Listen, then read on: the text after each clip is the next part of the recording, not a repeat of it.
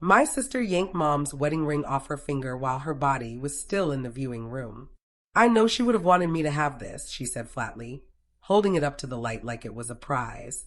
My brother was already pacing by the casket, muttering about splitting the house equally, before I'd even had time to breathe. I stood behind them, staring, still in black, still frozen, still feeling like the oxygen had been sucked out of the world. And just like that, my mother's death became a business transaction. Not a tragedy, not a loss, just an opportunity to divide assets. My sister, Veronica, slipped the ring into her purse without asking anyone. My brother, Preston, was already on his phone, probably texting his wife about property values. Mom had been gone for less than 4 hours. The funeral home staff were still filling out paperwork. Her body was still warm, for heaven's sake. But my siblings had already moved past grief into negotiation mode. I wanted to scream, to grab them both and shake them until they remembered we just lost our mother. But I didn't. I just stood there, silent, watching them pick over her belongings like vultures, because I knew something they didn't. Something that would change everything in exactly 3 days. I didn't say a word. Not when my brother said I was just the live-in daughter. Not when my sister whispered that I had nothing going for me outside of Mom. I just clenched my jaw, dug my nails into my palm, and stayed silent. Because they thought I was grieving. And I was. But I was also watching. Preston turned to Veronica, completely ignoring me. The house is worth at least $800,000. We split it 3 ways. That's about $265,000 each. Not bad. Veronica nodded. What about the cabin upstate? And her savings accounts? They were literally calculating their inheritance, while I was still trying to process that Mom was gone. Caroline will probably want some of the furniture, Veronica said, finally acknowledging my existence. The sentimental stuff. You know how she is. Preston laughed. Yeah, she can have the photo albums. We'll take the real assets. They talked about me like I was a child. Like I was simple. Like the 4 years I'd spent caring for Mom meant nothing compared to their quarterly visits. I bit the inside of my cheek until I tasted blood. Stayed quiet. Let them think I was too fragile, too stupid, too grieving to understand what they were doing. It was easier that way. My name is Caroline North. I'm 36. I never married. I work part-time at the local library. And I lived with my mother for the last 4 years of her life, the years when her mind started to go and her body followed. They say I gave up everything to take care of her. But they have no idea what I gained. I moved back home when Mom's dementia diagnosis came. The doctor said she needed full-time care. Preston lived 3 states away with his perfect family. Veronica had her career as a real estate agent and couldn't possibly disrupt her life. So I came home, quit my full-time job in the city, left my apartment, left my life. Everyone pitied me. Poor Caroline, sacrificing everything for her mother. But they didn't understand. Those 4 years weren't a sacrifice. They were a gift. I got to know Mom in ways my siblings never did. We watched old movies together. She told me stories about her childhood, her first love, her regrets. On good days, we'd sit in the garden and she'd name every flower like she was introducing me to old friends.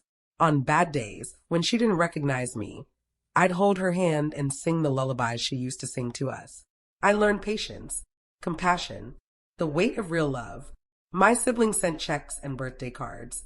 I gave her my presents, and she gave me hers. 3 days after the funeral, we got the email. Subject: reading of the will, North Family Estate. Location: Mom's lawyer's office. Thursday at 2 p.m. I replied, confirmed. Then I sat back in the same chair I helped her into 100 times, stared at the floor, and whispered, "It's almost time." The email was formal, brief. Mr. Lawrence Grayson, attorney at law, requested our presence for the official reading of Margaret North's last will and testament. Preston responded within minutes, "We'll be there. Let's keep this efficient." Veronica replied with a thumbs-up emoji, an emoji, for our mothers were reading. I read the email 3 times, my heart pounding. I thought about the day Mom signed those papers. It was 6 months ago, on a Tuesday afternoon. She'd had a good morning, her mind clear as spring water. "Caroline," she'd said, gripping my hand, I need to make things right. I'd called Mr. Grayson. He came to the house with his briefcase and his kind eyes. Mom signed those documents with shaking hands, but a steady heart. When he left, she looked at me and smiled. They're going to be angry, she said. I know, Mom. She squeezed my hand. Good. They should have been here. They showed up dressed for war. My sister wore heels so sharp I heard them click like gunfire down the hallway. My brother rolled up in Dad's old Cadillac, the one he claimed Mom would have wanted him to have. He walked in, clapped the lawyer on the back, and said, "Let's make this quick." I sat in the corner, notebook in hand, heart steady. Veronica's heels were red, expensive, designer. Her suit was black and tailored, her hair pulled back in a tight bun. She looked like she was closing $1 million deal, not saying goodbye to her mother's legacy. Preston wore his power suit, the navy one with the gold cufflinks Dad had given him years ago. He shook Mr. Grayson's hand too hard, too long, establishing dominance. I wore a simple gray dress. No jewelry except Mom's old butterfly pin, the one she'd worn to my high school graduation.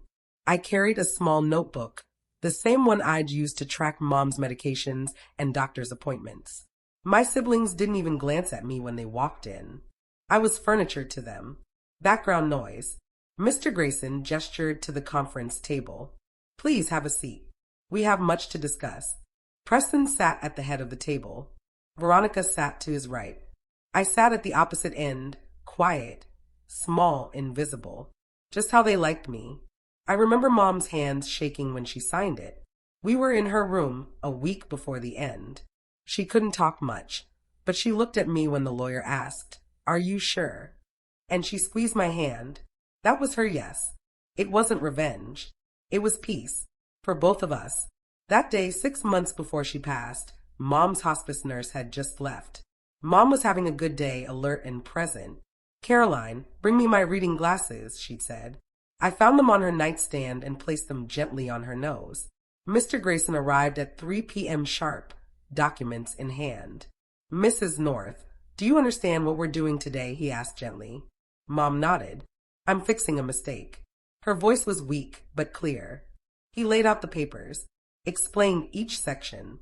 Preston gets this. Veronica gets that. Caroline gets everything else. Mom's hand trembled as she signed. The pen was heavy in her thin fingers. "Are you sure?" Mr. Grayson asked one final time. Mom turned to me, her eyes watery but focused. She squeezed my hand 3 times. "Our secret code. I love you." "I'm sure," she whispered. After he left, Mom smiled. Now I can rest. And somehow I knew she meant it. Not revenge. Just truth. Just love finally getting its due. "She probably just wants the sentimental stuff," my sister whispered. My brother laughed.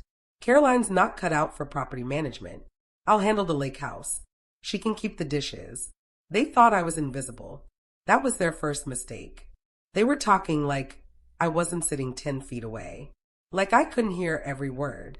Like I was a ghost in my own life. Preston leaned toward Veronica, voice low but not low enough. "I already talked to a real estate agent about the main house. We could list it within a month. Split the profit." Veronica nodded. "And the cabin? That's prime lake property. Could go for $400,000 easy." Preston grinned. "Caroline won't care. She just wants Mom's old books and photo albums. The emotional stuff." They both chuckled, a private joke at my expense. I kept my face neutral, kept my hands folded in my lap. Mr. Grayson watched me from across the table. I caught his eye. He gave me the smallest nod. He knew. He'd been there when Mom signed the papers. He'd seen her squeeze my hand. He knew what was coming. And he knew I was strong enough to handle what happened next. I nodded back. Let my siblings keep talking. Keep planning. Keep assuming. The lawyer cleared his throat. They leaned forward. I didn't move. He started reading. The usual pleasantries. Final wishes. Memorial fund. Then, "To my son, I leave the family photographs and my father's pocket watch." My brother blinked. "Wait, that's it?" "To my daughter, I leave the pearls she always loved." Silence. And then, "To Caroline, I leave the remainder of the estate, including all real property, financial assets, and residual holdings." Time stopped. Preston's face went from confident to confused to furious in 3 seconds flat.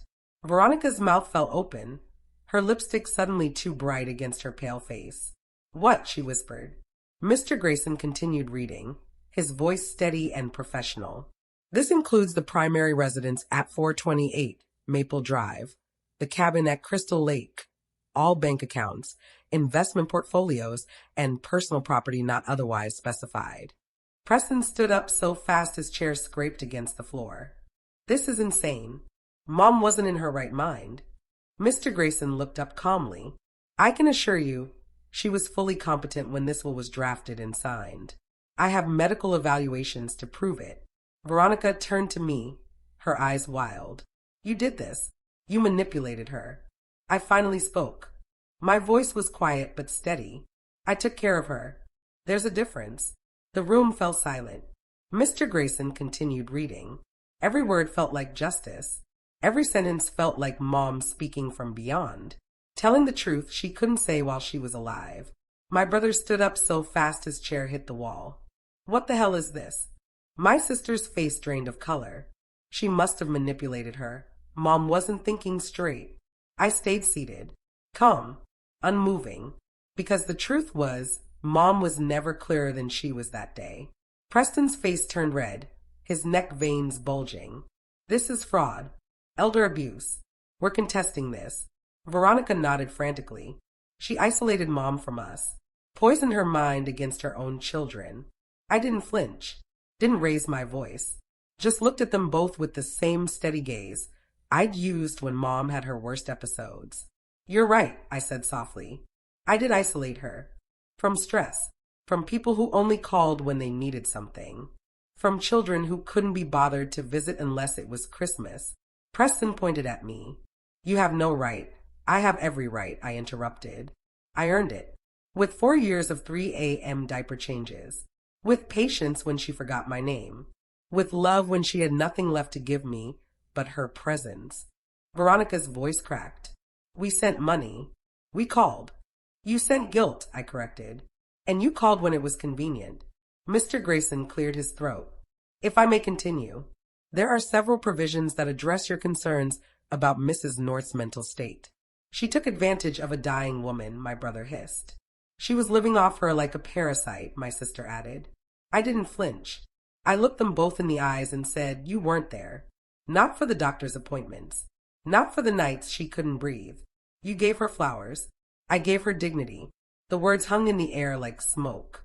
Preston opened his mouth to respond, but nothing came out. Veronica looked away, unable to meet my eyes, because they knew, deep down, underneath all their anger and entitlement, they knew I was right. They knew they'd abandoned Mom when she needed the most.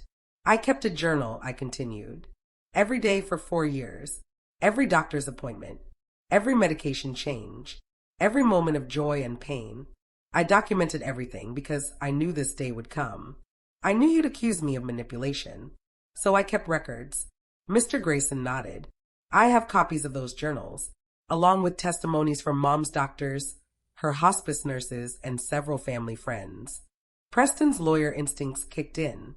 "That doesn't prove she wasn't being manipulated." "No," Mr. Grayson agreed. "But the video testimony does." Veronica went pale. "Video?" He pulled out a tablet. "Your mother recorded a statement 6 months ago. She wanted you to hear it from her, directly. Shall I play it?" They threatened to contest it. The lawyer handed them a folder. Video testimony. 2 doctors' evaluations. Witness signatures. Everything airtight. My sister's lip quivered. My brother turned red. Their plan was dying in real time. Mr. Grayson opened the folder with practiced ease. Dr. Patricia Hammond, neurologist, certified that Mrs. North was of sound mind on the day she signed this will. Dr. Raymond Fisher, her primary physician, confirmed the same. We also have statements from her hospice nurse, her pastor, and 3 close friends. All testify to her mental clarity and her explicit wishes regarding the distribution of her estate. Preston grabbed the folder, flipping through pages frantically. His hand shook. Veronica leaned over his shoulder, reading. I could see the moment they realized there was no way out. No loophole. No technicality. Mom had made sure of that. She protected her decision with walls of legal concrete. This can't be legal, Veronica whispered. It absolutely is, Mr. Grayson replied. Your mother spent months planning this. She consulted with me extensively. She wanted to ensure there would be no successful challenge to her wishes. Preston threw the folder on the table. Papers scattered. So, what? Caroline gets everything and we get scraps? Some photographs and jewelry. Mr. Grayson's expression didn't change. That's correct. Now, would you like to see the video testimony? I hope you enjoy being alone, my sister spat as they stormed out. I smiled gently. I already learned how. The lawyer nodded, impressed. I finally stood, walked out, and left their rage behind me like a shadow I didn't need anymore. Veronica grabbed her purse, her heels clicking violently against the floor. Preston was already at the door, his face purple with fury. This isn't over, he said, pointing at me. We'll fight this in court. We'll prove she manipulated you.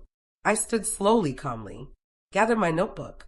You do what you need to do, but you'll lose. You stole our inheritance, Veronica hissed. No, I corrected.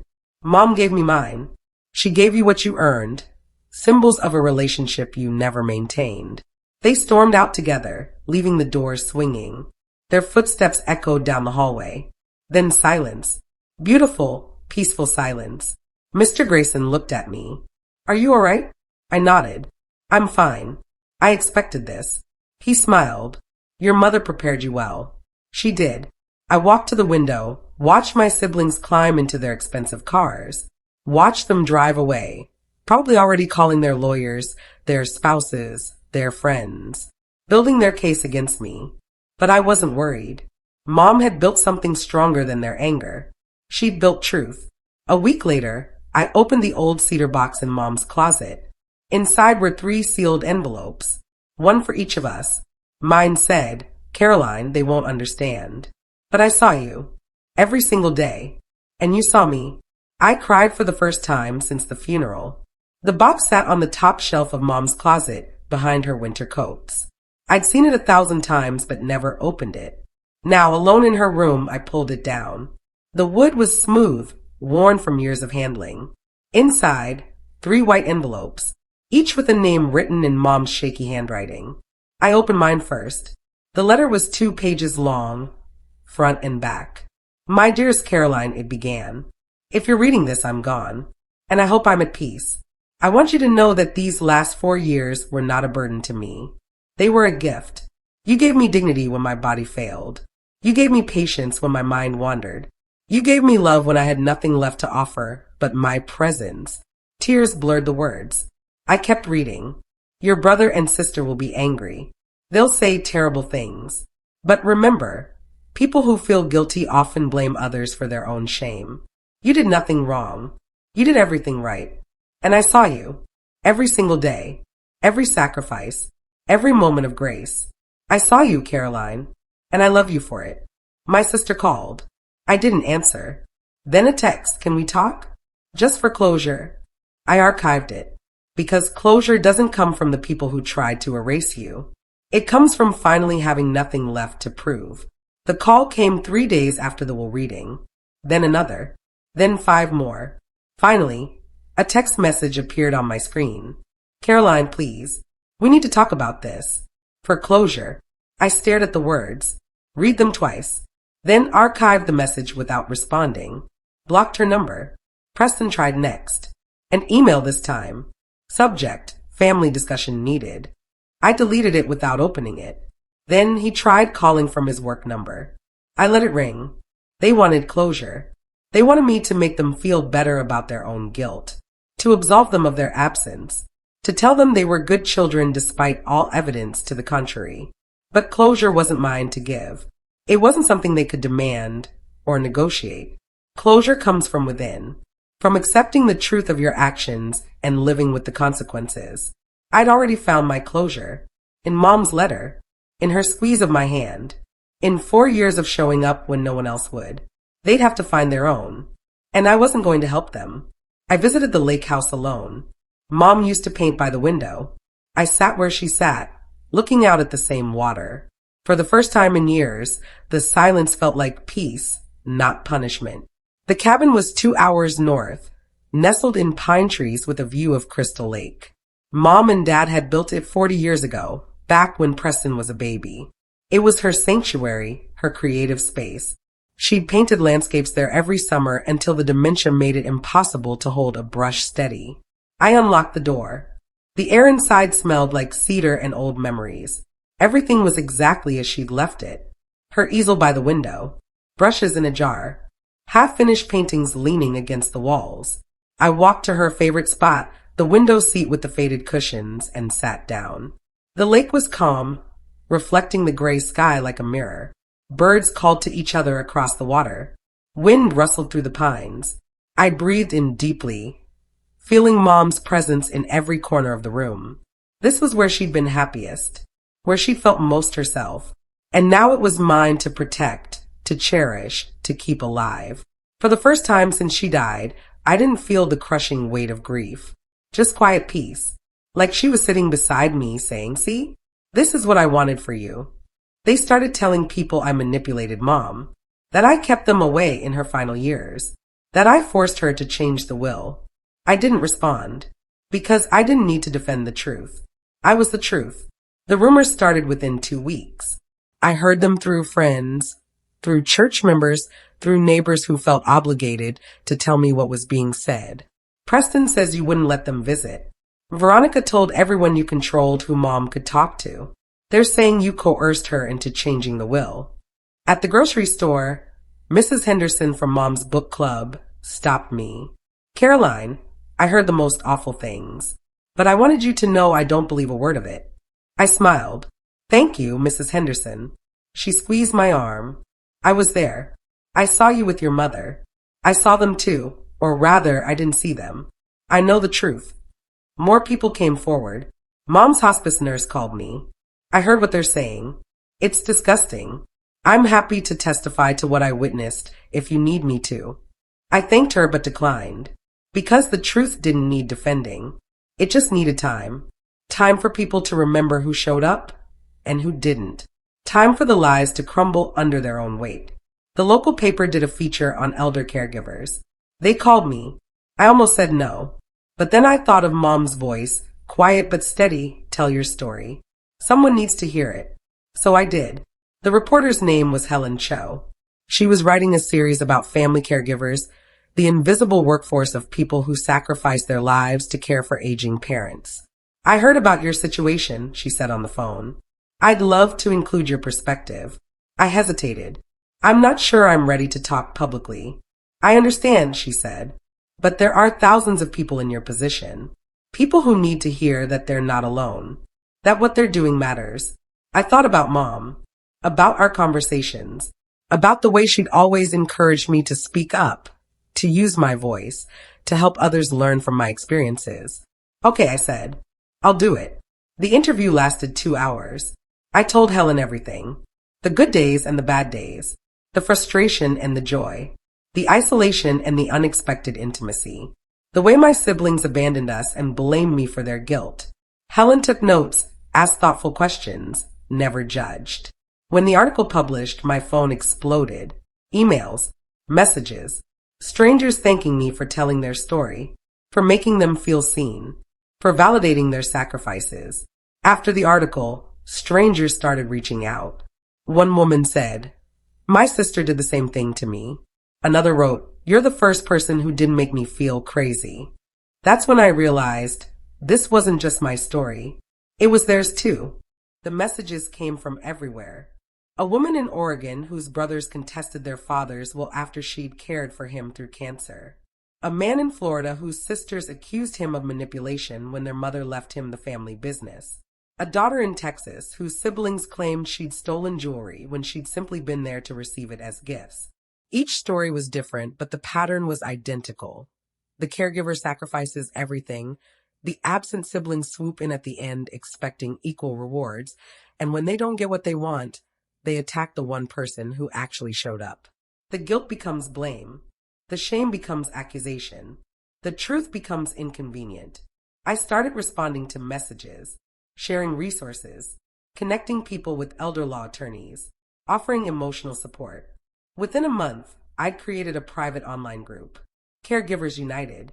We shared stories, advice, legal information, and most importantly, validation. We reminded each other that we weren't crazy. We weren't manipulative. We were just there when no one else was. The group grew to 200 members in 3 months, then 500, then over 1,000. My story had become our story, and together we were less alone. While organizing Mom's files, I found something, a small trust account. Not in her name, in mine. She'd been quietly saving, depositing every month, just in case Caroline ever needs a way out. She gave me my freedom twice. I was sorting through Mom's filing cabinet, organizing documents for the estate, when I found it. A manila folder labeled simply Caroline. Inside were statements for a trust account I didn't know existed. My hands shook as I read through them. The account had been opened 10 years ago. Small deposits every month.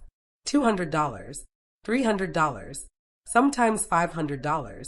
The final balance was $87,000. A note was paper-clipped to the latest statement, written in Mom's handwriting before the tremors got too bad.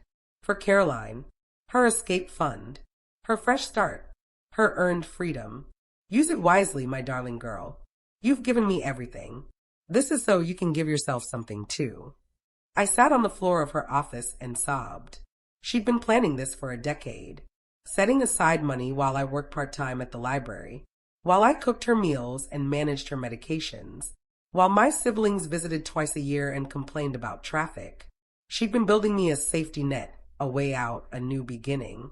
She gave me the house, the cabin, the investments, but she also gave me this, proof that she'd been thinking of me all along, planning for my future, believing in my life after hers ended. My brother emailed me. Subject: we should have handled things differently. No apology, just regret wrapped in manipulation. I deleted it and changed my number. The email arrived on a Tuesday morning. I saw Preston's name in my inbox and almost deleted it immediately. But curiosity got the better of me. I opened it. Caroline, I've had time to think about everything. Maybe we were too harsh. Maybe we should have handled things differently. We're still family. Can we talk? I read it 3 times, searching for an actual apology, for acknowledgement of what he'd said and done, for recognition of the 4 years I'd given while he sent birthday cards. But there was nothing, just vague regret. Should have handled things differently wasn't an apology. It was deflection. It meant I regret the outcome, not my actions. We're still family was manipulation, an attempt to guilt me into forgiving behavior he'd never actually apologized for, to pressure me into giving him another chance he hadn't earned. I hovered over the delete button. Then I typed a response. Family shows up. You didn't. We're done. Sent it. Then I blocked his email address. That afternoon, I changed my phone number. New phone, new email, new boundaries. They'd had 4 years to be family. They'd chosen not to. I was choosing the same. I could have sold everything, taken the inheritance, and disappeared. Instead, I kept the lake house, turned it into a retreat center for caregivers, named it North Haven. Mom would have loved that. The idea came to me during a sleepless night. I'd been thinking about the messages from strangers, the Caregivers United group, the exhaustion in every story. These people needed more than online support. They needed actual rest, actual peace, a place to breathe. I hired contractors to renovate the cabin, added 2 bedrooms, expanded the kitchen, built a meditation space overlooking the lake, kept Mom's painting studio intact, turned it into an art therapy room. By spring, North Haven was ready, a retreat center offering free weekend stays for family caregivers. The application process was simple. Tell your story. Explain your situation. No income requirements. No means testing. Just proof that you were caring for someone and needed a break. We accepted our first guests in May. 3 women, all caring for parents with dementia. They arrived exhausted and left renewed. Word spread. We hosted 24 people the first year, then 50, then over 100. Some came alone. Some brought siblings who actually helped. All left with lighter shoulders. The local paper did another story. This time, Preston and Veronica couldn't spin it as manipulation. It was proof of what Mom's money was really for, helping others carry their burdens. A lawyer sent me an invite to a fundraiser. My siblings would be there. I RSVP'd no, because not every war ends with confrontation. Some end with clarity. The invitation was elegant, embossed letters on cream cardstock. Annual charity gala benefiting Children's Hospital. Honorary chairs, Preston North and Veronica North Sterling. My siblings had apparently become philanthropists, probably trying to rebuild their public image after the rumors about the will spread through our small town. I stared at the invitation for a long moment. Part of me wanted to go, to walk in wearing something stunning and show them I was thriving, to make them see what they'd lost by choosing greed over relationship, to win some final public victory. But then I realized I'd already won. I didn't need their acknowledgement or their audience. I wrote declined across the RSVP card and mailed it back. No explanation, no message, just a simple no. Because the opposite of love isn't hate. It's indifference. And I'd reached that peaceful place where their presence in my life simply didn't matter anymore. They could throw their galas, rebuild their reputations, pretend to be generous people. I'd keep running North Haven, keep helping real people with real problems, keep honoring Mom's memory in ways that actually mattered. That was victory enough. My brother's company was audited. Turns out he'd been hiding income. My sister's new marriage? Over, after her husband found out she'd lied about her inheritance. I didn't lift a finger. Karma did the work for me. The news about Preston came through the local business journal. Local executive under investigation for tax fraud. The article was vague but damning. Apparently he'd been underreporting income for years. The IRS had finally caught up. His company suspended him pending investigation. His wife filed for divorce 2 weeks later. Veronica's situation was messy. She'd apparently told her new husband, a wealthy businessman, that she'd inherited millions from Mom, had been spending money she didn't have, racking up debt in his name. When he discovered the truth about the will, about how she'd actually only gotten some pearls, he felt deceived, betrayed. The marriage lasted 6 months. I heard all this through Mrs. Henderson and other town gossips. I didn't seek the information, didn't celebrate it, didn't feel vindicated or satisfied. I just felt nothing. Their problems were their own making, their lies catching up to them, their karma arriving right on schedule. I hadn't caused their downfall. They'd built it themselves, one selfish choice at a time. Mom used to say, the truth always comes out eventually. She was right. It just took time. I listened to the video one last time. Mom, frail but clear. I trust Caroline because she never asked for anything. She just showed up again and again. Her voice shook, but her eyes were bright. She's the best thing I ever did right. I'd waited 6 months to watch the video Mr. Grayson had mentioned. I wasn't ready before. But now, on what would have been Mom's 73rd birthday, I finally pressed play. She appeared on screen, sitting in her favorite chair, the blue one by the window. She looked small but determined, sick but clear-eyed. If you're watching this, I'm gone, she began, and my children are probably fighting over my things. She smiled sadly. Preston, Veronica, I love you. I always will. But love without presence is just a word. Caroline gave me both. She gave me her time, her patience, her strength. She gave me dignity when I had nothing left but need. Her voice cracked. I'm leaving her everything because she gave me everything. Not money, not things. Herself. That's worth more than any house or bank account. Caroline, ignore their anger. You earned this, not with manipulation, but with love. Real, present, daily love. You're the best thing I ever did right. The video ended. I sat in silence, tears streaming down my face, feeling Mom's love wrap around me like a blanket. Now, I sit on the porch of the lake house with tea in my hand and no weight on my shoulders. The will didn't just give me the house.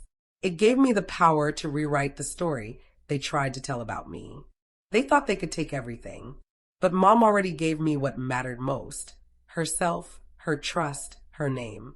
The sun sets over Crystal Lake, painting the water gold and orange. A family of ducks glides past, peaceful and unbothered. Inside the cabin, 3 caregivers are resting, the first guests of the season. Tomorrow they'll paint in Mom's studio. Tonight they'll sleep without worry. I take a sip of tea, Earl Grey with honey, the way Mom taught.